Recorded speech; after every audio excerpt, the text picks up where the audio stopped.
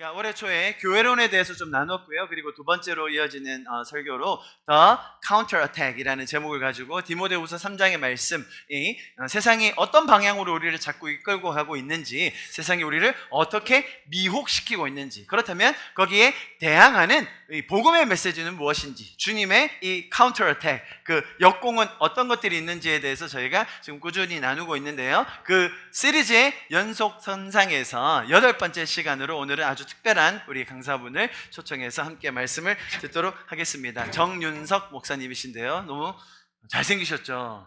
네, 실물이 저기 앉아 계신데 정윤석 목사님께서는 기독교 포털 뉴스의 대표로 일하고 계신데, 이제 기독 언론사입니다. 언론사인데 특별히 또 이런 이단 관련된 기사 또 소식들을 계속 다루고 계십니다. 저희 교회 4년 전 5년 전쯤에 한번 오셨었고요. 그때는 신천지에 대해서만 좀 집중적으로 다뤄주셨습니다. 그런데 오늘은 제가 그렇다면 지금 현재 시대에 활동하고 있는 너무나 많은 이단의 공격들이 있습니다. 그죠? 사실 많은 성도들이 미혹되고 또 넘어지기도 하는데요. 그런 전반적인 내용에 대해서 좀 나눠주시려고 오늘 제가 특별히 초청을 했고, 그렇다면 우리는 진리 안에서 어떻게 서야 할 것인가에 대해서 나눠주시기 위해서 이곳까지 먼 길 마다않고 와주셨습니다. 여러분, 이 이단에 대해서 연구하고 취재하고 또 말씀을 나누는 건 굉장히 어려운 일입니다. 굉장히 어려워요. 왜냐하면 그들은 엄청나게 공격을 쏟아붓고 정말 그들의 정체성을 더 가지고자 엄청난 그런 위협을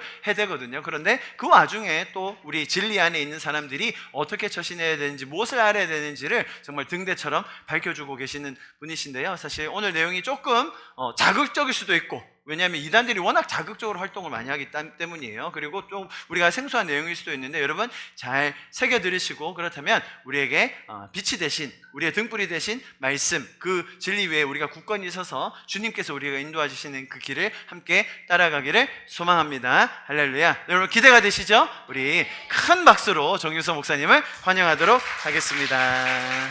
고린도전서 5장 17절에 그런즉 누구든지 그리스도 안에 있으면 새로운 피조물이라, 이전 것은 지나갔으니 보라 새 것이 되었도다라는 말씀을 주셨습니다.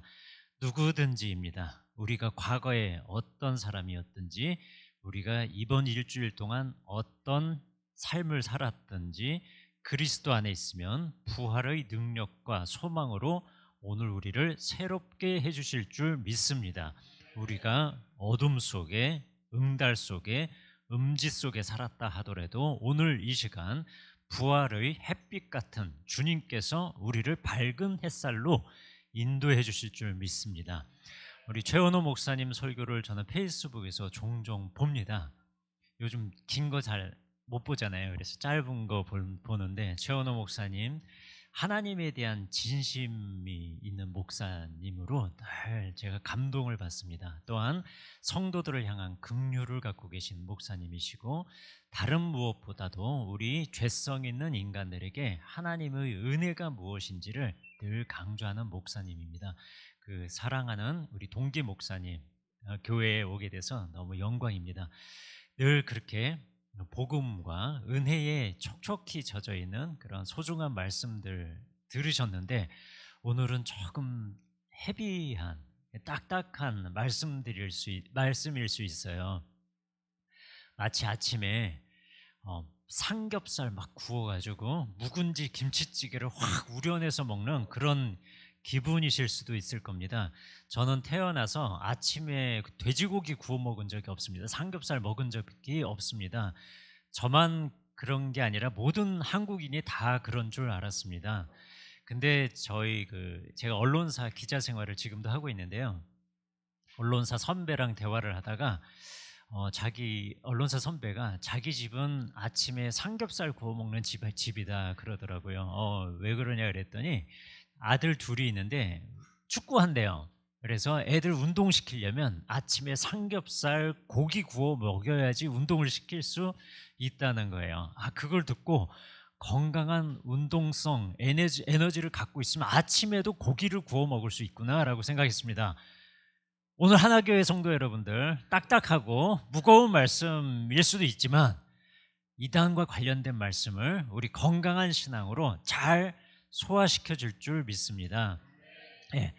어떤 불신자, 예수님 믿지 않는 분이 밤마다 꿈을 꿨습니다. 근데 꿈마다 때로는 눈을 떠도 마귀 사탄이 막 나타나서 자기를 괴롭게 하는 거예요. 그래서 너무 견디기 힘들어서 자기가 평소에 잘 다니는 무속인 점집을 찾아갔습니다. 그래서 자기가 지금 이렇게 잘못된 걸 보고 있다 얘기했더니 그 무속인이 참 점을 치다가 점괘가 이상하게 나왔는지 자꾸 고개를 갸웃갸웃하더래요. 덜컥 겁이 나가지고 무슨 일 있습니까? 그랬더니 아무리 점을 쳐도 이거 예수 믿어야지 나는 해결이 된다라고 하시네요. 예수를 어떻게 하면 믿으면 되는데요? 그랬더니 그걸 내가 어떻게 합니까? 교회 가서 목사님께 여쭤보세요. 예, 무속인이 전도도 합니다.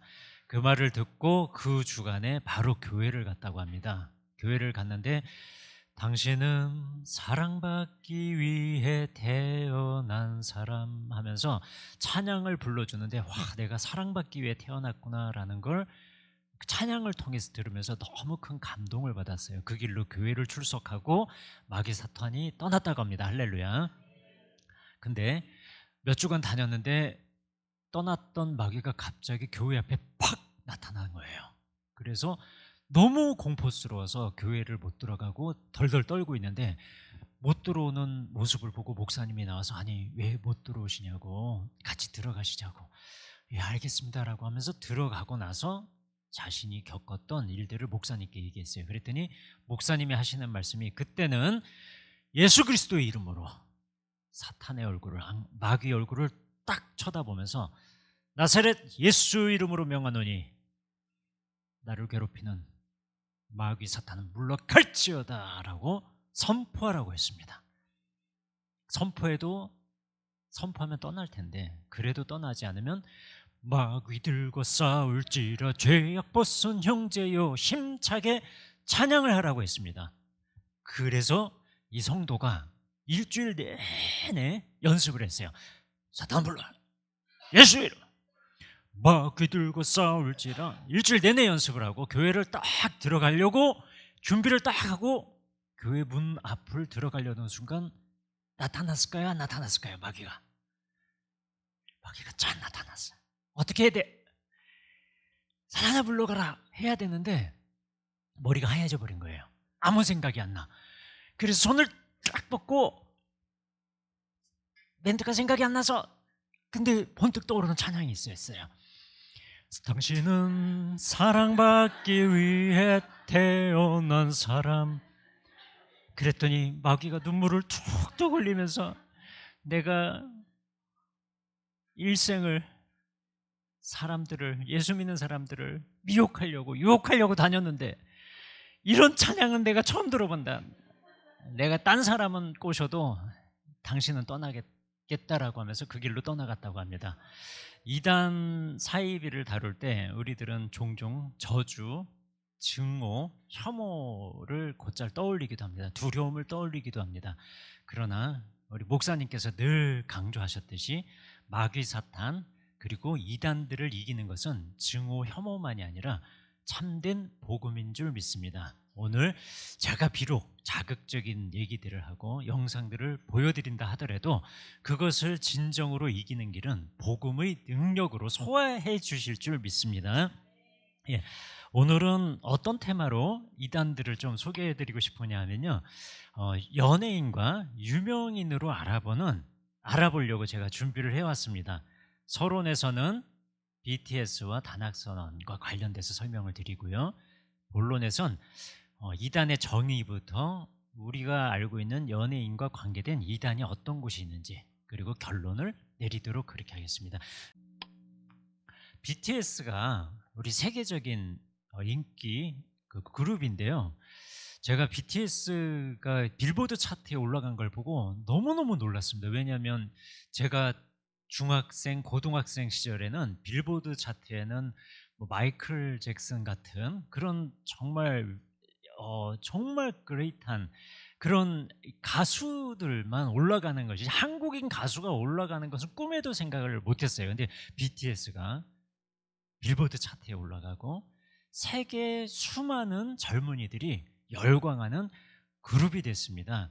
근데 BTS와 함께 관계된 단체가 언급되기 시작했는데 그곳이 어디였냐면 단학선언이었어요. 아니 단학선언이 왜 이슈가 됐냐면요. 이 BTS 7명인데 멤버들이 7명 중에 자그마치 1명 빼고 한 명은 건국대, 제가 BTS 멤버들을 다 몰라요. 한 명은 건국대를 나왔다고 들었고요. 나머지는 정국, 제이홉, 슈가, RM, 지민, 비 모두 글로벌 사이버 유니버시티라는 데를 나왔다고 합니다. 글로벌 사이버 대학이에요. 거기 총장이 누구냐면 일지 이승헌이라고 하는 우리나라에서 명상을 소재로 해서 사람들 명상하고 그리고 호흡을 하고 뇌호흡을 하는 그런 명상 단체가 있습니다. 그 단체의 일지 이승헌이라는 설립자가 있는데 그 설립자가 세운 대학교에 일괄적으로 다 다니다가 졸업을 한 거예요. 6명이. 그래서 도대체 단학선언이 어디냐라고 문제가 되기 시작한 겁니다. 그럼 단학선언이 어떤 곳이냐면요. 이곳은 뇌호흡, 뇌과학 또는 명상을 앞에 내세우지만 내적으로는 일지 이승헌이라는 사람을 거의 구원자라고 믿고 있는 종교단체입니다. 그래서 여기서 중요한 것은 BTS 멤버들이 단학선언 신도들이다가 아니고요. 단학선언을 설립한 일지 이승헌의 학교를 전부 나왔다.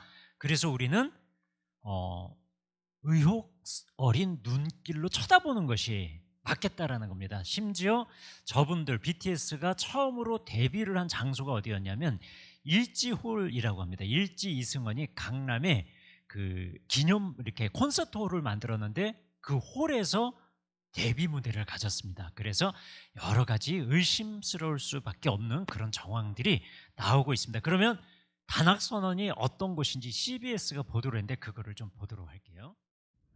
단월드의 사이비 종교 논란에 대한 사회적 관심이 이어지고 있습니다.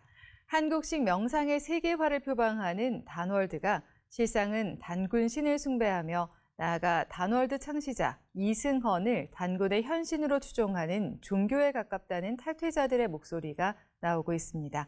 송주열 기자의 보도입니다. 단월드 창시자 이승헌이 회원들의 수련을 지도하면서 한 말입니다. 선한영에게 얘기해 주기 바랍니다. 이제 당신을 더 이상 외롭게 하지 않겠습니다. 당신을 돕겠습니다. 당신을 기쁘게 하겠습니다. 천부경을 외도록 하겠습니다. 시작. 천부경을 중문처럼 외도록 하는 상황. 정신수련과는 거리가 먼 종교의식 같습니다. 단월드를 홍보하는 한 애니메이션 영상. 예수 그리스도와 부처, 마호메트, 그리고 단군의 모습이 나옵니다. 단군이 종교로는 세상을 구할 수 없다며 마음과 사랑을 강조하자 예수와 부처, 마호메트가 그 뜻에 공감한다는 내용입니다. 종교로는 세상을 구할 수 없지만 하나된 마음과 사랑으로는 세상을 구할 수 있다는 걸 믿습니다. 예, 결국 인류는 우리가 전한 진정한 뜻을 기억해낼 겁니다. 저도 단군님의 뜻에 희망을 걸겠습니다. 종교가 아닌 명상을 표방하지만 명상, 단전호흡, 뇌호흡이라고 하는 호흡과 관련된 명상운동을 앞에 내세워서 사람들을 미혹하는 종교단체다라는 의심을 사고 있고 BTS 멤버들이 그 사람이 세운 대학교를 나왔다라는 겁니다. 의심스러운 정황입니다. 여기서 우리는 이단의 특성을 좀 파악할 수 있습니다. 이단들은 다가올 때 결코 우리들의 반감을 사고 거부감을 살 수 있는 것으로 다가오지 않습니다. 용어 자체가 그거를 내포하고 있어요. 우리 같이 해볼까요? 달을 이, 끝단. 이단은 겉으로는 처음에는 우리들이랑 비슷하거나 같습니다. 그러나 마지막에는 달라진다는 의미가 있습니다. 그래서 이단들은 다가올 때 현대인들이 궁금해할 만한 것, 현대인들이 마음을 한번 주고 싶은 것, 그런 것을 미끼로 던지면서 다가옵니다. 그리스도인들이 제일 궁금해하는 성경 말씀, 그리고 제일 부족하게 생각하는 기도 생활, 성경과 기도, 또는 해야 되는데도 불구하고 잘하지 못하는 전도, 그걸 통해서 이단들은 그 누구보다도 뜨거운 경건 생활, 성경에 대해서 통달한 것 같은 모습, 기도 열심히 하는 모습, 전도 열정적으로 하는 모습으로 우리들에게 다가옵니다. 그러나 그 마지막은 다르다. 결코 생명의 길이 아니다라는 게 담겨 있습니다. 마태복음 7장 15절에도 동일한 말씀이 담겨 있습니다. 거짓 선지자를 삼가라. 겉에는 양의 옷을 입고 다가오나 속에는 노략질하는 일이다. 이단에 빠지면 빠질수록, 이단을 다니면 다닐수록 나의 교회 생활과 종교 생활은 뜨거워져요. 그리고 하나님을 더 정말 잘 알아가지는 것 같아요. 근데 나의 가정생활 망가집니다. 나의 생활, 사회생활 너무너무 열악해집니다. 나의 수면, 그리고 먹는 것, 모든 걸 통제당합니다.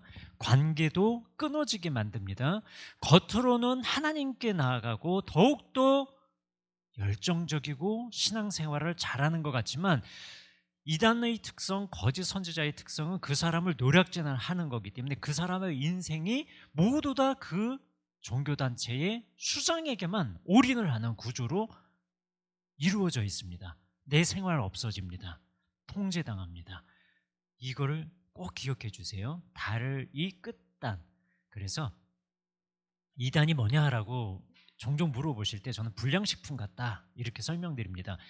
우리가 불량식품을 먹는다고 바로 죽는 게 아닙니다. 먹으면 굉장히 도움이 되는 느낌을 받을 수도 있어요. 그러나 그것이 지금 당장 좋다고 먹으면 먹을수록 몸에 결코 이롭지 않은 것처럼 이단은요, 처음 들어가서는 성경 많이 보는 것 같고 전도도 열심히 하게 되는 것 같고 기도 많이 하는 것 같지만, 그러나 그 마지막은 결코 생명의 길이 아니라는 것이 이 용어에 담겨 있습니다. 그래서 우리 평생을 살면서 이단 결코 도깨비처럼 뿔 달려서 마귀사탄 같아서 우리들이 딱 봤을 때 저거 좀 이상해 라고 금방 구분할 수 있는, 분별할 수 있는 그런 대상은 아니다. 오히려 겉모습은 우리들보다도 더 기도 열심히 하고 전도 열심히 하고 성경 잘하는 것 같다. 그러나 마지막은 그렇지 않다라는 게 담겨 있다라는 겁니다.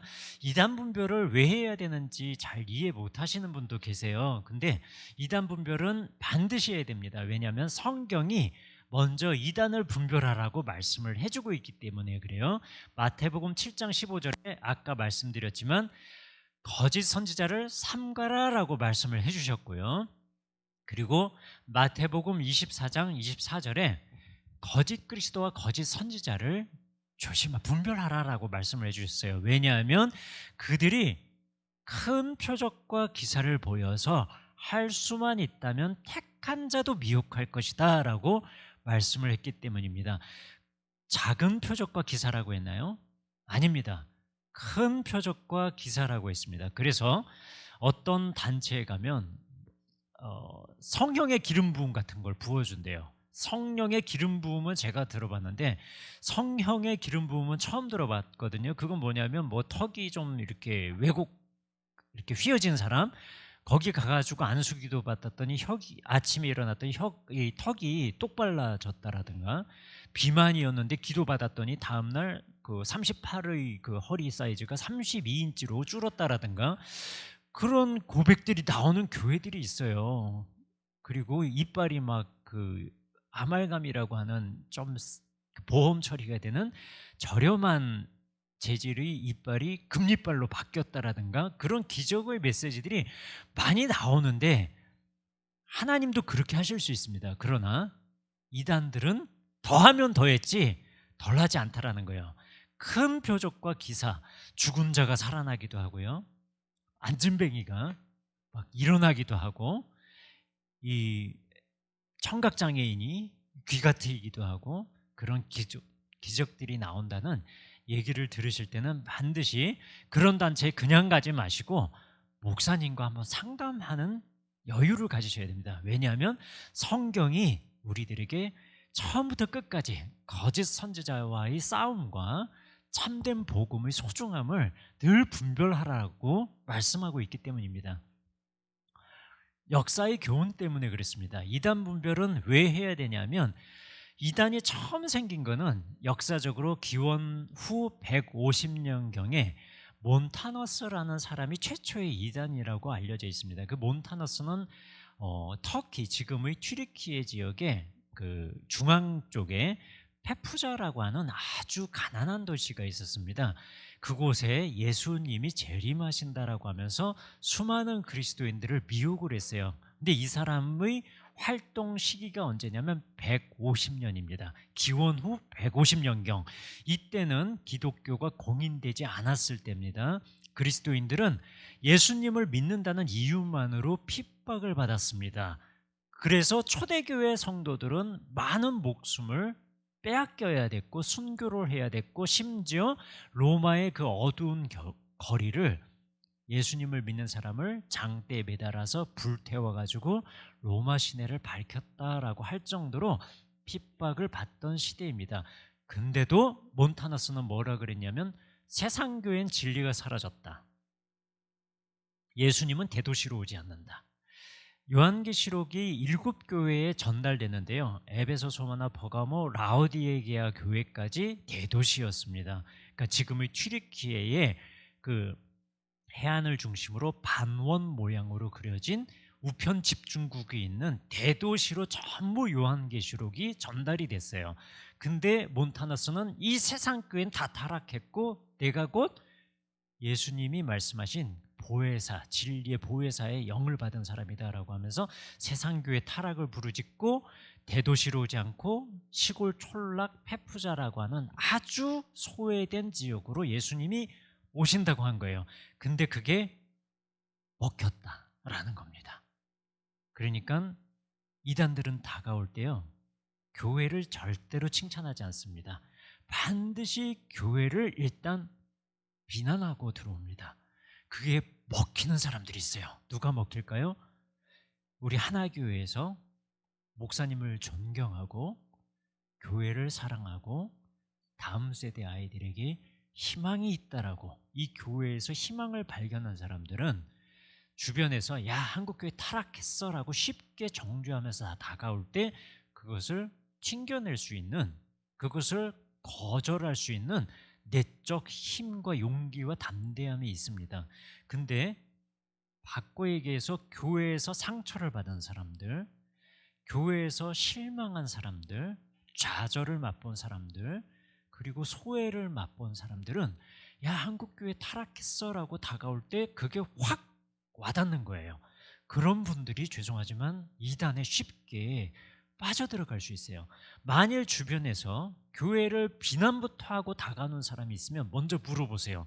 그렇게 주장하는 당신이 내놓을 수 있는 건 뭐예요? 당신이 갖고 있는 카드는 뭔지 한번 보여주세요 라고 해야 돼요. 이런 말 있죠. 개그 중에서 제일 유치한 개그가 남을 깎아내리면서 하는 개그. 그래서 존경받는 개그맨이 누구냐면, 인정받는 개그맨이 누구냐면 남을 띄워주면서도 그거를 개그로 승화시킬 수 있는 개그맨들이 인기를 끌거든요. 교회도 마찬가지입니다. 성도들도 마찬가지입니다. 그 분별을 할 수 있어야 돼요. 교회를 일단 비난하고 들어오면 맞아 라고 하면서 카타르시스를 느끼고 청량감을 느끼는 그런 시대가 됐어요. 그래서 그걸 누구보다도 잘하는 사람, 누가 잘하느냐? 이단 사이비들이 잘 알아요. 그래서 이단들은 다가올 때 가장 먼저 깨뜨리는 게 뭐냐면 교회론입니다. 이번 지속적으로 봄철 동안 교회론을 배우셨다고 하셨죠. 너무 감사한 일입니다. 교회론을 건강하게 가지시면 이단들의 교회론을 파괴하려고 하는 작업을 황금, 골든타임 때 이미 막아낼 수가 있습니다. 역사의 교훈은 기독교 초기부터, 그러니까 목숨을 걸고 하나님을, 복음을 선포했던 그 시대부터 이단들은 교회를 흔들면서 다가왔다라는 겁니다. 근데 150년경에 시작한 이단들은 역사 속에서 사라졌던 적이 단 한 번도 없습니다. 21세기를 살아가는 지금도 이단들은 겉 모양만 바꿔서 우리들에게 여전히 다가오고 있는데, 재미있는 것은 초대교회 때 나왔던 이단들이요, 지금의 이단들의 원형입니다. 절대 벗어나지 않습니다. 몬타너스는 시한부 종말론의 원형이고요. 그리고 에비오니즘 같은 경우는 시대별 구원자론을 가르치는 그런 이단들의 원형이기도 하고, 그러니까 이 이단들은, 영지주의자들은 지금의 신비주의의 원형이기도 하고, 전부 초대교회에 나왔던 이단들이 다 간판만 바꿔서 반복되고 있습니다. 그걸 봤을 때 우리들은 역사의 교훈을 따라서 지금도 이단의 미혹이 21세기가 돼서도, 심지어는 구글이 또 지금 더 많아질 수 있어요. 왜냐하면 지금 미국과 중국의, 저는 경제를 잘 모르지만 관세 때문에 어마어마한 빅 원, 투가 지금 사활을 건 싸움에 나설 가능성이 높아진 시대입니다. 근데 그게 과연 경제 전쟁으로만 끝날까요? 관세 전쟁으로만 끝날까요? 우리의 두려움은 이것이 나아가서 두 패권 국가의 진짜 세계 제1, 하늘에 태양이 하나밖에 없는 것처럼 세계 제1위가 누구냐를 다툴 수 있는 거대한 전쟁으로 갈 수도 있다는 공포와 두려움이 있을 수도 있습니다. 이럴 때 전쟁의 공포, 불안감은요, 이단들의 득세를 가져오게 됩니다. 이럴 때일수록 변화되는 세상에 우리의 눈을 고정시키면 우리의 신앙도 자꾸 흔들립니다. 우리의 시선은 과연 누구여야 될까요?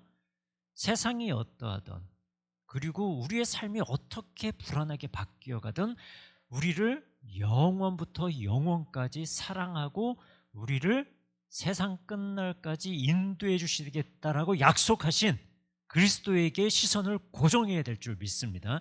세상은 늘 바뀌어왔습니다. 세상은 늘 불안해왔습니다. 경제는 늘 안 좋았습니다.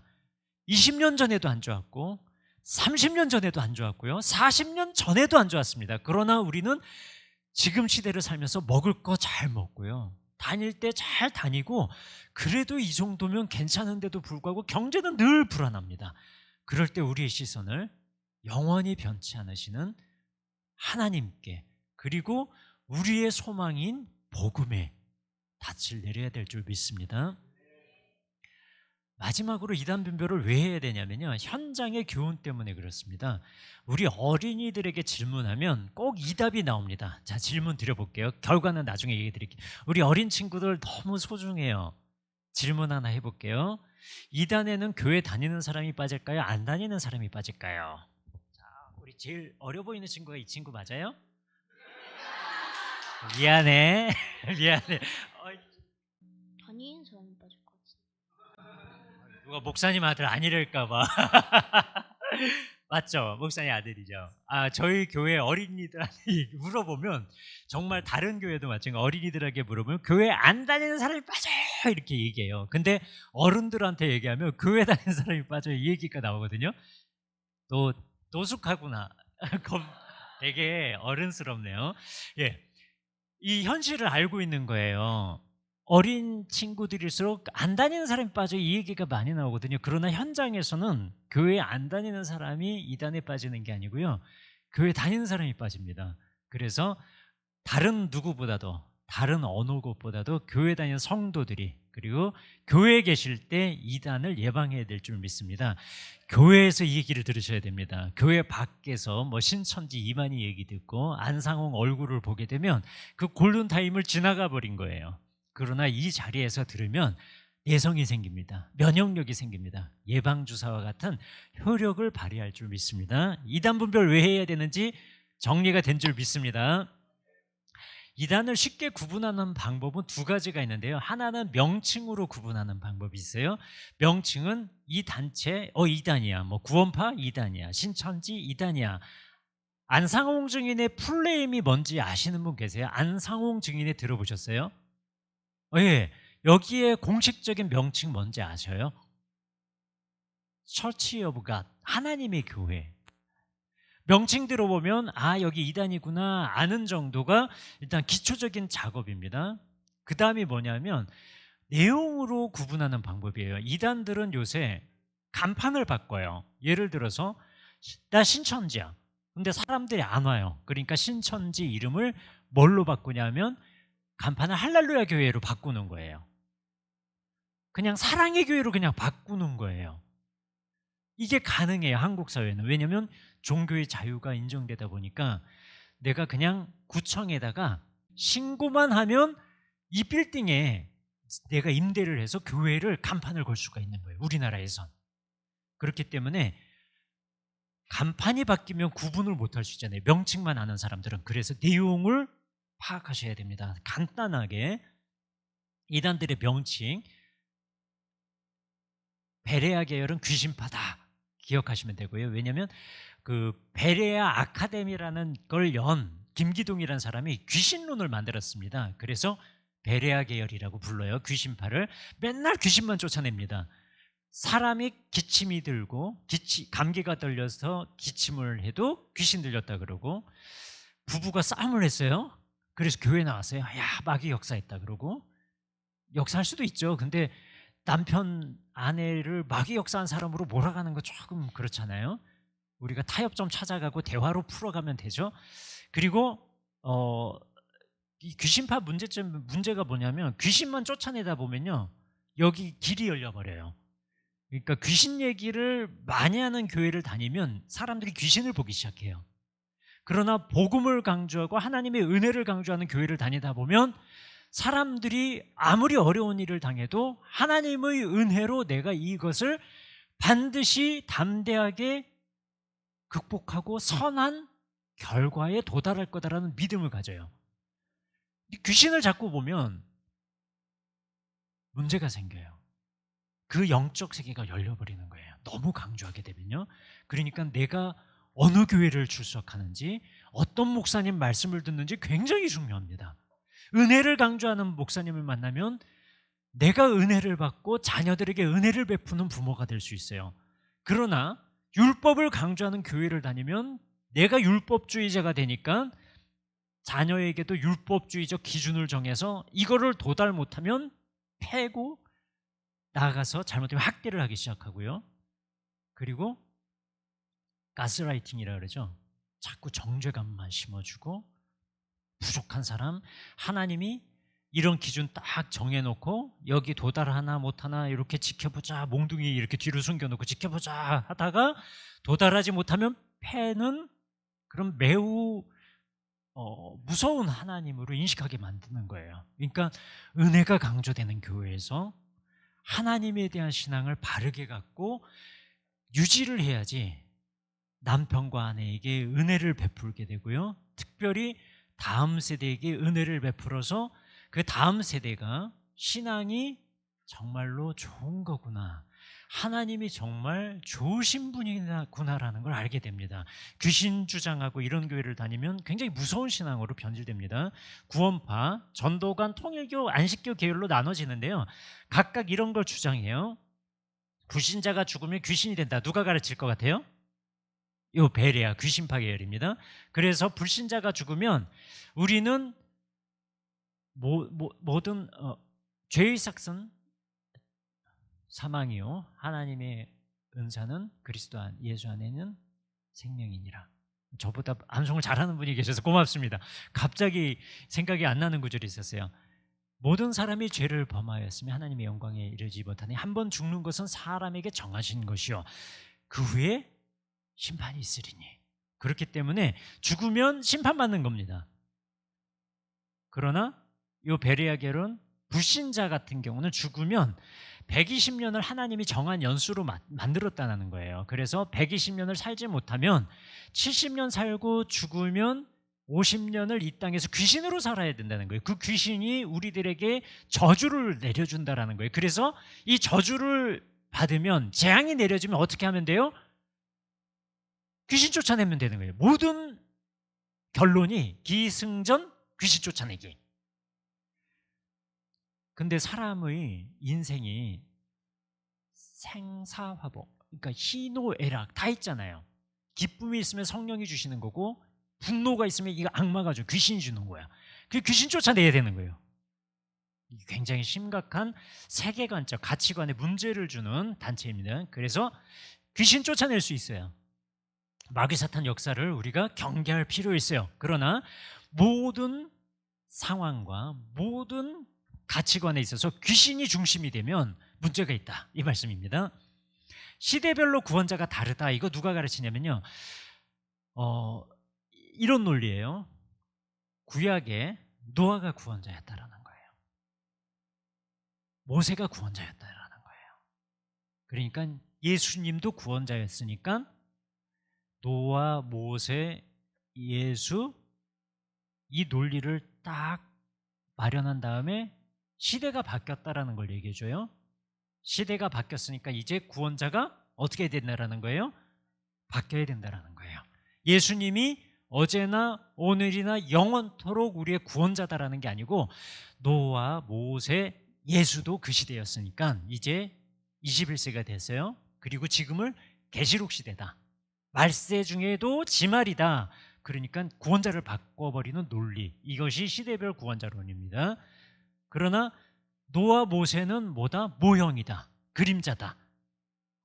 그 시대에 방주로 들어가야지 구원받은 것처럼 이제 영원토록 구원자이신 예수 안으로 들어와야지 구원받는다라는 걸 보여주는 그림자였지, 그 노아 자체가 영원토록 구원자라는 걸 보여준 건 아니거든요. 그렇기 때문에 시대별 구원자론을 가르치는 이단들이 있습니다. 이거를 배우면 어디다라고 생각하시면 되냐면 전도관, 신천지, 통일교, 정명석 계열이구나 이해하시면 돼요. 여기 성경은 비유로 풀어야 된다, 마찬가지입니다. 제4계명인 토요일 안식일을 지켜야 하나님을 인을 만난다 라고 하는 곳은 어디일까요? 안식교 계열입니다. 이 단체는 접근할 때 이러는 거예요. 하나님 말씀을 지켜야 됩니까? 안 지켜야 됩니까? 그러면 교회 다니는 사람들은 100% 당연히 하나님 말씀 지켜야 된다 그러죠. 그러면 하나님의 말씀을 말씀대로 지켜야 됩니까? 내 마음대로 지켜야 됩니까? 그러면 이것도 당연히 말씀대로 지켜야죠. 그러면 우리 성경 맨 앞장을 볼까요? 십계명이 있어요. 맨 뒷장인 경우도 많습니다. 십계명이 있어요. 십계명이 제4계명 읽어보라 그래요. 안식일을 기억하여 거룩히 지키라라고 돼 있단 말입니다. 그러면 당신 안식일 지키세요라고 한다면 교회 다니는 분은 다 안식일 지킨다 그래요. 그러면 그때 이 안식교인들은 뭐를 보여주냐면 달력을 보여주거나 아니면 그 제7일 안식일이 언제인지를 보여주는 네이버 문건을 보여줘요. 제7일 안식일은 일요일이다, 토요일이다? 토요일. 일월화 수목 금 토. 일요일이 첫째 날이잖아요. 그죠? 일월화 수목 금 토요일이 7일째이기 때문에 당신은 하나님께서 제정하신 7일째인 안식일인 토요일에 예배를 하지 않고 왜 내 맘대로 일요일에 바꿔서 예배를 드리냐, 이것은 하나님이 정한 율법이 아니다라고 하면서 정죄하면서 들어오는 게 안식교라는 거예요. 근데 굉장히 성경적이죠. 그래서 우리가 구약에서 안식일을 폐하겠다라는 예언이 있으면은 안식일을 절기로서 지키지 않아도 돼요. 신약에서 안식일을 폐했다라고 돼 있으면 안식일을 절기로서 그 날짜를 딱 지켜서 토요일에 예배를 드릴 이유가 없어져 버리는 거예요. 호세아 2장과 골로새서 2장을 나중에 한번 쭉 탐독했어요. 거기서 보면 뭐라고 하시냐면 안식일을 폐하겠고라고 구약에서 말씀하시고, 골로새서 2장을 보면 절기와 월삭과 안식일을 인하여서 누구든지 너희를 비판하지 못하게 하라 라는 말씀이 있어요. 왜 비판하지 못하게 하냐면 그거 그림자라 이거예요. 참된 안식과 참된 구원이 누구로부터 이루어진다? 예수님으로부터 이루어지기 때문에 우리는 부활의 축제일로서, 부활절은 언제예요? 부활은 언제 하셨어요? 안식 후 첫날인 일요일에 하셨어요. 그래서 부활의 절기로서, 부활의 축제일로서 우리는 일요일에 나와서 예배를 드리고요. 이 부활의 날, 사도행전 2장에 보면 오순절날 성령님께서 강림하시는데, 오순절은 토요일일까요? 일요일일까요? 오순절은 안식일이 7번 반복된 다음 날이에요. 안식일은 7일째죠.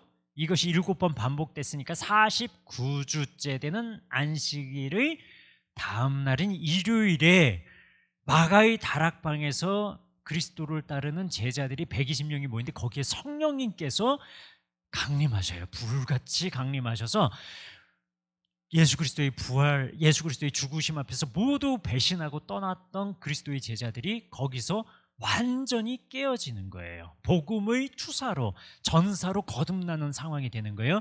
그때 베드로가 구약의 말씀부터 예수 그리스도를 어떻게 예언했는지, 왜 죽으시고 부활하셨는지를 선포해요. 메시지가 있었죠. 그리고 성령님의 감동이 있었죠. 강림이 있었죠. 그날 침례받아요. 3,000명, 5,000명이에요. 이게 뭐예요? 초대교회 시작이에요. 언제 했다? 안식일에 했다? 일요일에 했다? 일요일에 했다. 그렇기 때문에 우리는 예수 그리스도의 부활과 성령의 강림과 주의 날에 계시를 받은 반모섬에서 사도 요한이 계시를 받고, 이런 주일에 있었던 모든 초대교회의 전통을 따라서 일요일에 와서 예배를 드리는 거예요. 태양신 숭배하는 게 아닙니다. 안식교는 태양신 숭배라 그래요, 그걸. 그리고 요한계시록 13장에는 짐승의 표가 나와요. 짐승의 표. 13장, 짐승의 표 어떻게 외우시냐면, 13장은 13이라는 숫자는 서양에선 불길한 숫자라 그래요. 그렇죠? 그러니까 요한계시록에서 불길한 숫자는 어디 나온다? 요한계시록 13장 666이 나오는 거예요. 그 짐승의 표가 나오는데, 짐승의 표가 뭐냐면 일요일에 예배를 드리는 게 안식일 교인들에게는 짐승의 표예요. 하나님의 인은 뭐냐면 제4계명대로 토요일에 지켜야지 하나님이 인을 받는다라는 것이 이 사람들의 주장이에요. 그래서 안식교는 율법주의다 이렇게 비판을 받아요. 구원받은 후에는 어떤 죄를 지어도 죄가 아니다라고 주장하는 사람들이 구원파. 그 선악과 타락은 성적 타락이다, 통일교. 어머니 하나님에 대해서 들어보셨습니까? 유월절 지키십니까? 안식교 계열인 안상홍 증인의 하나님의 교회. 이렇게 기억해 두시면 되겠습니다. 이게 서론이에요. 좀 길죠? 이 사람 귀신파로 알려진 이초석이라고 합니다. 한번 보겠습니다.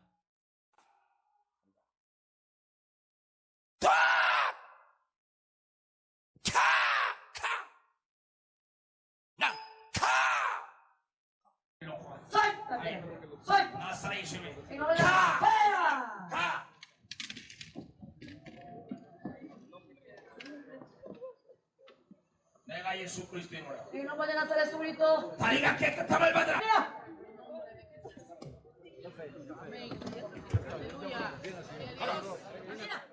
이 사람이 예수 이름으로 얘기하잖아요, 그죠? 우리들이랑 동일하게. 근데 그 전에 뭘 했어요?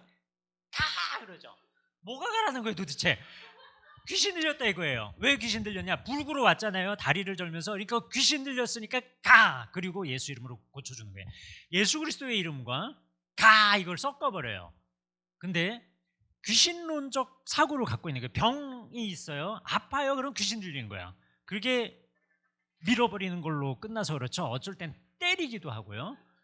발로 밟기도 하고, 그리고 긁기도 해요. 귀신 쫓아낸다고, 죄를 빼내야 된다고. 그리스도의 능력은 저런 과격한 퍼포먼스에 있지 않습니다. 복음의 능력 자체에 있지, 저 과격한 퍼포먼스를 통해서 귀신을 쫓아내는 데 있지 않고요. 저기에 익숙해지면 극단적으로 갑니다. 자극으로 갑니다. 계속해서. 저런 데 빠진 사람 귀신 많이 보고요. 보면 얼마나 그 생활이 기쁘겠어요? 너무너무 힘들겠어요? 부산 하나교회 와서 은혜의 복음을 들으니까 귀신 역사가 안 일어나죠. 저런 데 가면 멀쩡한 사람도 귀신 보기 시작해요. 그래서 두아디라 교회가 2장 19절 이하부터 있는 걸로 제가 기억하는데, 30몇 절에 보면 두아디라 교회의 성도들에게 뭐라고 하냐면, 사탄의 깊은 것을 알지 못하는 너희에게 이르노니라고 해요.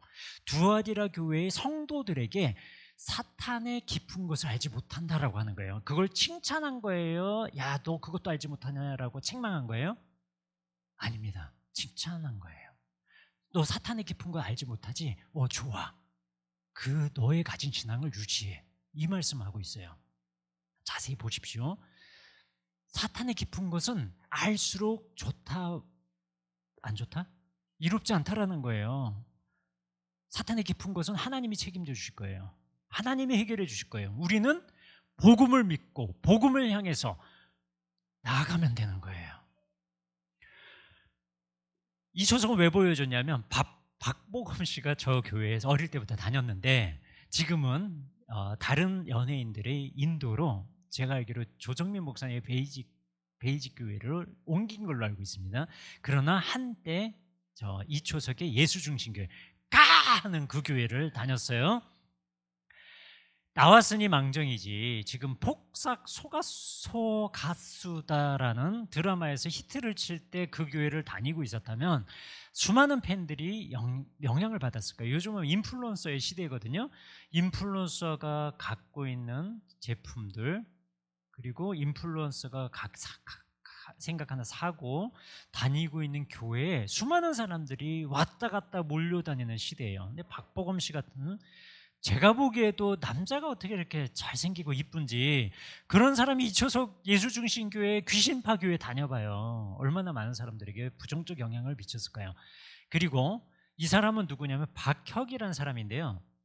제가 알기로 그 연예과, 엔터테인먼트 전공을 했어요. 그래서 전도사로 알려져 있는데 이 무대에서 집회를 할 때요, 이 드레스 코드도 그렇고 퍼포먼스도 그렇고 와, 너무 매력적이에요.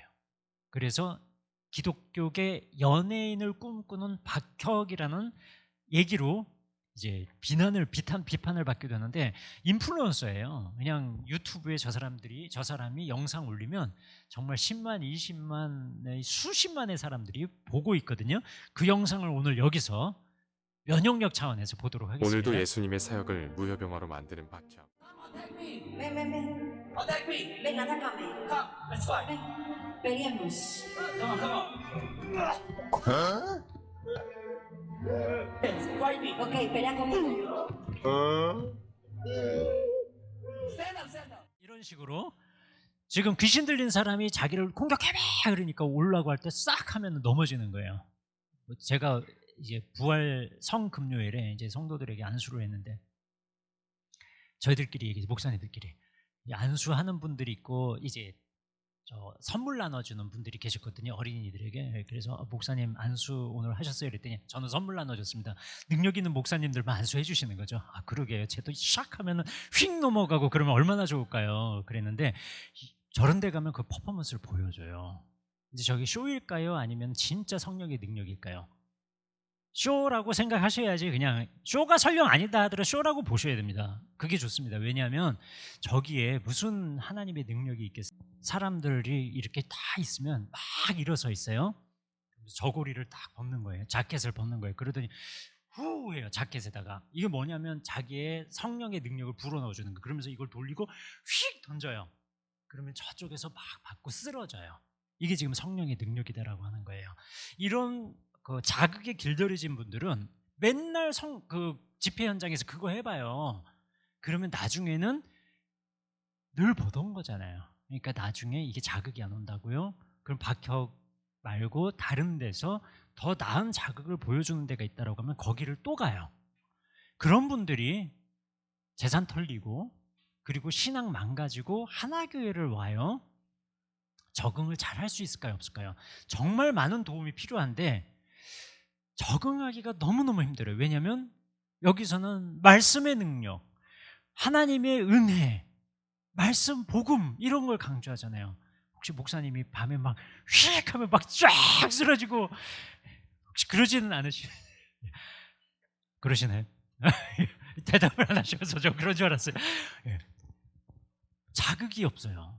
그러니까 싱겁고 밋밋한 거예요. 그래서 불행한 건 뭐냐면, 제가 저런 데 취재를 갔다가 어떤 일이 있으면 분당에 있는 아주 자극적인 집회, 뭐 거기는 어떤 데냐면 이런 컵에다가 예수피 몇 번 해나 했더니 한 200번 하더라고요. 예수피 하고 이걸 사람들한테 막 먹어요. 이게 성령의 새술이다라고 하면서 막 먹여. 그러면 그걸 마시고 사람들이 막 술 취한 듯 막 휘청거리고 쓰러져요. 분당에서, 경기도 분당에서 취재했잖아요. 근데 다른 또 퍼포먼스를 보여주는 교회가 있다 그래서 그 전라남도 광주로 제가 취재를 갔어요. 취재를 갔더니 거기서는 어떻게 하냐면 우리 목사님 드럼 잘 치시더라고요. 이게 드럼 스틱이 모세의 지팡이다라고 하면서 휙 던져요. 이걸 봤더니 사람들이 막 쓰러지고 여기 막 뒹굴뒹굴 굴러요. 우리 목사님 이거 던지면 잘 받으셔야 돼요. 근데 분당에서 봤던 어떤 정말 그 퍼포먼스가 가장 화려했던 어떤 분이 계셨어요. 성도가 광주에서 내가 취재 갔는데 거기도 계시더라고요. 이게 어떻게 된 거지? 그 사람한테 물어보진 않았지만 너무 불쌍했어요.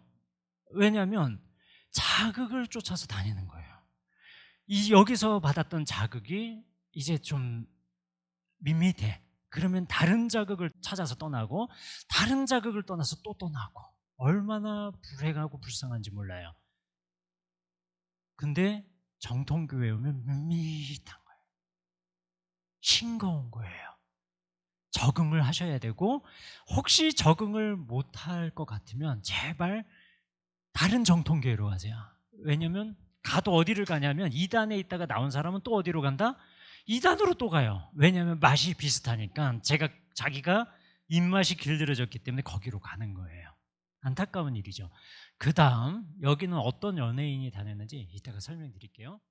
하나님께서는 아담을 이 땅으로 내려 보내시면서 평소에 아담이 타고 다니던 전용 UFO에 태워 이 땅으로 내려 보내셨던 것입니다. 그가 에덴으로부터 이 지구에 내려오기 위해서는 이동할 수 있는 도구가 필요했지요. 그 기구가 바로 UFO라는 사실입니다. 여기서 많이 모이죠. 저기에 누가 다녔었냐면 은혁 씨 아세요? 은혁, 우리 친구들 은혁 알아요? 모르지? BTS 멤버들은 잘 알지? 역시. 슈퍼주니어의 은혁 씨가 아까 보여줬던 그 이재록의 만민중앙교회입니다. 그 교회를 초등학교 때부터 출석을 했어요. 언제까지 다녔냐면 군 입대하기 전까지 거의 20년 가까이를 출석했던 걸로 저는 알고 있습니다. 가족이 그 교회를 다녔고 은혁 씨가 먼저 나와서 지금 어느 교회를 다니는지 몰라요. 그러나 가족들은 끝까지 남아있다가 최근에 나온 걸로 알고 있고요. 은혁 씨가 저기 다닐 때 전도왕이었습니다. 은혁 씨 보려고 젊은 청소년들이 저 교회로 몰려갔어요. 1년에 한 50명씩 다니다 보니까 그 은혁 씨의 팬들이 많이 몰려갔던 거죠. 이재록 씨가 언제 돌아가셨냐면 2023년 12월 31일에 죽었습니다. 근데 그 사람이 죽고 나서 만민중앙교회 신도들이 너무 큰 상처와 충격을 받고 탈퇴를 했어요. 이유가 뭐였냐면 이재록 씨는 평소에 병원 가지 마라. 병이 생기면, 그것도 죽을 병이 생기면, 불치병이 생기면 그건 하나님과 당신 사이에 아주 비밀스러운 죄악 때문에 생긴 거다. 그러니까 교회에 나와서 하나님 앞에 기도해라, 금식해라, 이렇게 했단 말이에요. 그래서 수많은 암 환자들, 폐병 환자들, 거기서 이제 폐병이 유행했어요. 왜냐하면 수많은 사람들이 거기서 철야하고 금식하고 기도하는데 우리들이 건강한 상태면 폐에 문제가 안 생겨요. 근데 금식 자주 했고요, 철야를 자주 했어요. 그리고 우리들은 철야하면 새벽기도 저희 교회 쉬거든요. 철야하고 바로 새벽기도 들어갔어요. 그리고 화요철야가 따로 있었어요. 그러니까 사람들을 달달 볶아댄 거예요. 그 율법으로. 그러니까 폐병 환자들 많았고 병이 안 나았는데 야, 앞에 나가서 선포해.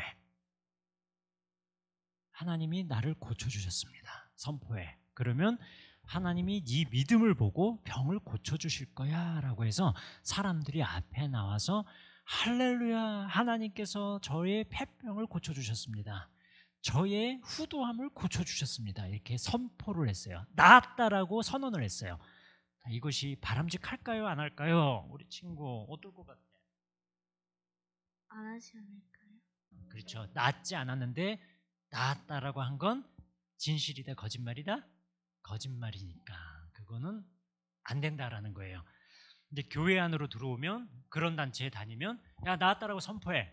그게 하나님을 향한 믿음이야 라고 해서 병이 나았습니다라고 선포해요. 믿음이라고 쳐볼게요. 저는 거짓이라고 생각하지만 믿음이라고 쳐볼게요. 그러면 같은 병 또는 또 다른 질병을 가진 수많은 환자들이 병원보다도 나 여기 와서 기도하면 저 사람처럼 나을 거다라고 하는 희망, 소망을 갖겠죠. 그러면 와서 똑같이 기도해요. 그러면 똑같이 100% 나을까요? 안 낫고 병을 그대로 안고 계속 가서 가스라이팅하는 거예요. 야, 네가 회개가 부족하고 기도가 부족하고 헌물이 부족하니까 안 낫는 거야. 계속 그 사람 정죄하는 거예요. 아주 무서운 사이비 행각입니다. 이런 치유 사역자들 너무 많아요.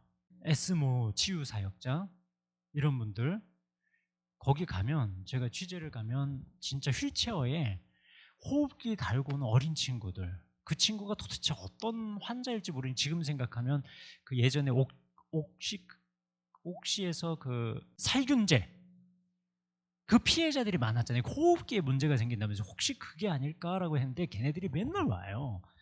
걔네들 안수기도 해주는 거 고맙죠. 근데 안 낫는단 말이에요. 그 고통, 아픔. 그리고 장애를 가진 친구들은 이게 그 병이 아니기 때문에 장애를 안고 어떻게 우리가 섬기고 호전시켜야 될지를 연구를 해야지 그거 맨날 때리고 기도한다고 안 낫는단 말이에요. 근데 발달장애 친구들 얻어맞고 그러면서 이제 거기 S장로가 아니고요. 다른 데서 때리기도 하고 하면서 고통을 주기도 하고 쇠사슬로 묶어놓는 문제가 질병이 마귀사탄 귀신 역사라고 생각하기 때문에 오는 거거든요. 그런데 그 이재록 씨는 그렇게 주장하다가 2023년 12월 31일에 자기가 대장암으로 죽어요. 그러니까 암이 걸리면 그것은 하나님에 대한 죄악 때문에 걸렸다라고 늘 강조하면서 자기는 병이 없고 영생 하나님의 영으로 진짜 죽음도 내 앞에서 순종한다라고 그렇게 주장을 했거든요. 그러니까 수많은 사람들이 상처를 받은 거죠. 그래서 떠났는데 떠나고 어디를 가냐면 변승우 씨의 사랑하는 교회로 많이 갔습니다. 사랑하는 교회 혹시 들어보셨어요? 거기 가면 거기도 똑같아요. 치유, 예언 막 이런 거 보여주거든요. 보여주는 거예요. 저희 교회 다니는 어떤 분이 그 주일에는 저희 교회 오고 평일에는 사랑하는 교회 가서 예언을 받았어요. 근데 이 예언을 받았는데 어떤 예언이냐면 사랑하는 딸아 얘가 6개월 안에 아들을 임신할 것이다 라고 예언을 받았어요. 그 예언을 받고 이 여자 성도님께서 정말 6개월 되기 전에 병원을 가서 이제 태기가 있어가지고 병원을 갔는데 아들 임신했다라는 소식을 들은 거예요. 그 교회를 옮기고 싶을까요? 안 옮기고 싶을까요? 예, 옮기고 싶었어요. 그때 다행히 저 강의 들었어요. 그때 변승우 얘기가 나왔어요. 그래서 설령 그런 표적과 기사가 있다 하더라도 이단 교회는 가지 말아야 되겠다라고 해서 안 간 경우가 있었습니다. 표적과 기사 보여줍니다. 때로는 예언을 보여줍니다. 그러니까 내 신변잡기와 관련해서 내가 과거에 어떤 생활을 했는지 내가 지금 무슨 죄 가운데 있는지를 콕콕 찍어서 보여주는 경우가 있어요. 죄송한 얘기지만 강단에서 목사님이 하나님의 말씀, 복음, 하나님의 은혜를 아무리 교회의 소중함을 강조해도요. 기도 원장 딱 만나요. 사랑하는 딸아, 사랑하는 아들아, 네가 지금 이 사업이 이래서 안 되는구나. 나사렛 예수 이름으로 명하느니 3일 금식하고 5천만 원 바치고 지금부터 철야기도 해. 하면은 이 교회에서는 5천만 원이 뭐예요? 50만 원 내기도 힘들어요. 일반 교회에서. 근데 5천만 원 바친단 말이에요. 그게 몇 년 전에 30년 전에 제가 만난 피해자가 그런 예언자를 만나서 그냥 5천만 원 바치고 총 3억을 바쳤어요. 5천만 원은 어떻게 나오게 되냐면 나를 사랑하는 딸아 예언을 다 해준 거예요. 이 기초 작업이 자꾸 내 마음을 딱딱 알아맞추고 그러다가 사랑하는 딸아 네가 지금 큰 위험에 처했다. 네 남편이 조만간 교통사고 당할 거라고 하시네. 너 5천만 원 바치고 빨리 회개 업물 5천만 원 바치고 금식기도 들어가 3일. 이래서 5천만 원 바쳤단 말이에요. 제가 어느 교회에서 이 얘기를 했더니 소곤소곤 되면서 어떤 성도가 그러더라고요. 야, 교통사고 당할 것 같으면 보험 들여지 보험. 이런 성도는 평생 이단에 안 빠져요. 약은 사람 이단에 안 빠져요. 구원파 이 사람이 SES 유진 씨, 유승용 씨, 빅뱅 태양, 민효린 씨가 어디 출석하냐면 구원파 서울중앙교회 이요한 계열의 구원파 교회를 출석해요. 요즘 많이 들어오는 질문이 박진영 씨는 구원파냐 아니냐 이 얘기를 많이 물어보시거든요. 구원파 의혹이 있습니다. 우선 재혼을 한 여성이 누구냐면 그 유병원 씨의 조카예요. 그러니까 아내, 처조카로 제가 기억을 했는데 조카랑 결혼을 했고요. 그리고 이 사람이 디스패치라고 하는 언론에 구원파 의혹을 받을 때 성경 공부를 한 장소, 그리고 밥 먹은 카페 모든 장소가 다 구원파 관련 건물이었습니다. 그리고 그 사람이 한 메시지 내용의 주요 그 내용이 어디서 왔냐면 권신찬의, 그러니까 구원파 권신찬의 성경은 사실이라는 책이 있습니다. 거기서 조금 따왔어요. 이거 누구나 따올 수 있는 그런 내용들이 아니더라고요. 그래서 구원파 의혹이 있다라는 거 설명드리겠습니다. 싸이는 누구냐면요, 그 신천지도 아니고 장막성전이라는 사이비도 아닌데, 왜 이 얘기를 했냐면 우리나라 1967년도에 유재열이라고 하는 한국 이단 개보사의 가장 나이 어린 교주가 있습니다. 이 사람은 고등학생 때 자기가 어린 종이라고 하면서, 어린 양을 대신한 어린 종이라고 하면서 교주가 됐어요. 신으로 등극을 했는데 이 사람이 75년도에 감옥에 갇혀요. 그러면서 사이비 종교회를 중단하거든요. 근데 그때 모아진 시드머니들이 있습니다. 신도들이 재산을 바치고 여기 갔거든요. 2,000명 정도가. 그래서 지금의 과천, 경기도 과천에 땅을 사놨는데 그게 이제 이 사람의 시드머니가 됐죠. 그리고 나서 딸이랑 결혼을 한 사람이 싸이예요. 그래서 요거 보여줬어요. 그래서 혹시 다른 데 가서 싸이가 장막성전이다 이러면 안 됩니다. 그냥 결혼했다, 그 정보를 좀 알려드리는 거예요. 유재열의 장막성전에 있다 나온 사람이 이만희 교주. 그래서 종종 정치인으로 많이 나옵니다. 이 사람 영향을 받은 사람들은 정치계에 들어가서 활동을 하고 정치인으로 출마를 하기도 합니다. 왜냐하면 이 사람들이 그 그룹이 있습니다. 적극적으로 밀어줍니다. 그리고 이 사람의 목표는 뭐냐면 한국 사회에서 설령 신천지가 이단 사입이라 하더라도 절대 건드릴 수 없는 체계를 만들자라는 게 목표예요. 그래서 어디로 많이 진출하냐면 정치, 지방자치단체, 그리고 지역사회 문화센터, 그리고 문화행사 이런 데다가 박람회 이런 데 자원봉사로 정말 많이 들어갑니다.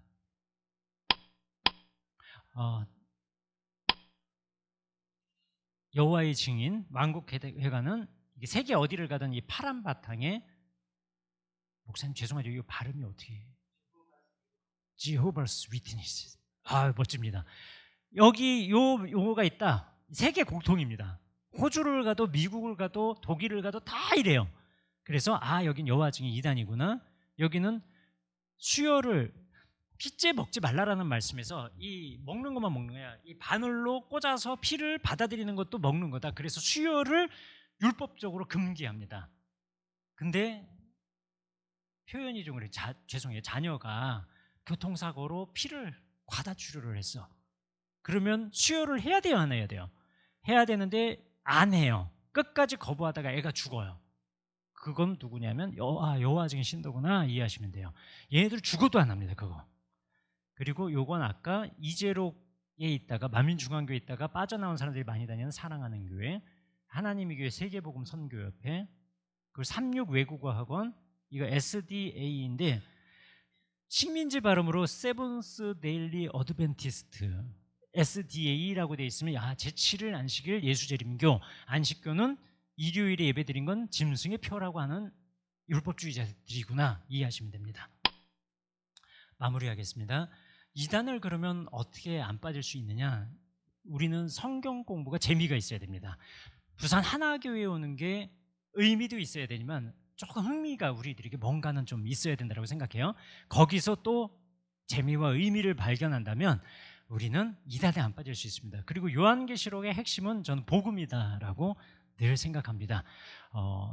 요한계시록이 도대체 무슨 내용이에요? 라고 한다면 요한계시록 13장에 짐승이 나오는데 짐승이 얼마나 흉측한지 모습은 표범 같고, 그리고 이빨은 사자 같고, 발은 공 같고, 용의 권세를 가진 무시무시한 괴물 같은 짐승이 요한계시록 13장에 나와요. 이 짐승을 누가 이길까요? 요한계시록 17장 14절에 어린 양이 이긴다라고 하는 역설적인 메시지가 요한계시록의 핵심입니다. 그 어린 양이 이긴다라는 건 뭐예요?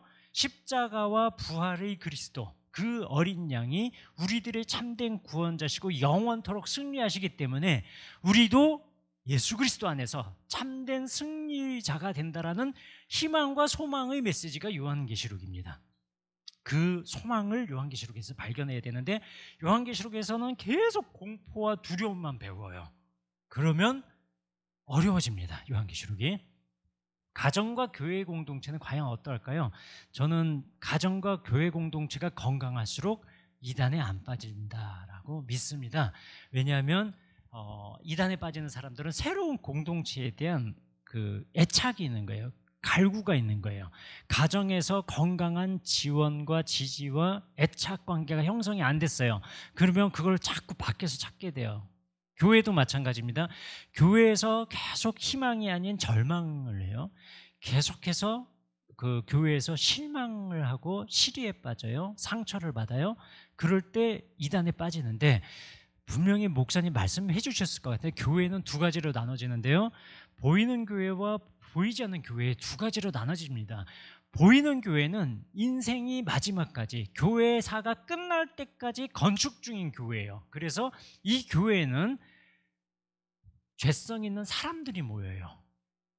나처럼 하나님 앞에서 거룩한 것처럼 여겨지는 사람이 있는가 하면 세리처럼 등쳐먹고 또는 그 일주일을 아주 불경건하게 살았던 세리 같은 인간들이 모이기도 해요. 겨우 저거 같은 사람이 교회를 다녀라고 지적할 만한 그 사람이 모이는 게 보이는 교회예요. 예수님 재림하실 때까지 보이는 교회는 타락한 모습이 같이 있어요. 그래서 타락한 모습이 보일 때는 우리는 저것이 남의 얘기가 아니라 부족한 나와 부족한 너, 죄성이 있는 나와 죄성이 있는 너가 모여서 교회를 이루기 때문에 부족한 모습이 보이는 거구나. 그걸 끌어안고 기도해야 된다라는 사명을 가진 분들은 어떤 교회를 가시더라도 희망을 잃지 않습니다. 소망을 잃지 않습니다. 그러나 보이는 교회가 보이지 않는 교회처럼 완전히 영화된 거룩함을 가져야 된다라고 기대를 갖게 되면 너무 실망도 커지고 그리고 상처를 많이 받게 돼요. 그럴 때 그 교회 다 타락했고 우리 교회만 진짜 완벽한 이 시대에 하나님의 선택받은 공동체, 여기 완벽해라고 하는 교회가 있으면 그 희망을 갖고 빠져가게 돼 있어요. 그래서 바른 교회관 그리고 건강한 가정이 이단을 이겨낼 수 있는 힘입니다. 마지막으로 인생을 걸 만한 가치가 있는 일이 있을까라는 겁니다. 이단에 빠진 사람들과 인터뷰를 했을 때 이단은 너에게 뭐였냐라고 질문을 했을 때요, 신천지였는데 신천지에 빠진 사람들이 답변이 똑같았습니다. 신천지는 내 인생의 전부였습니다가 답변이었습니다.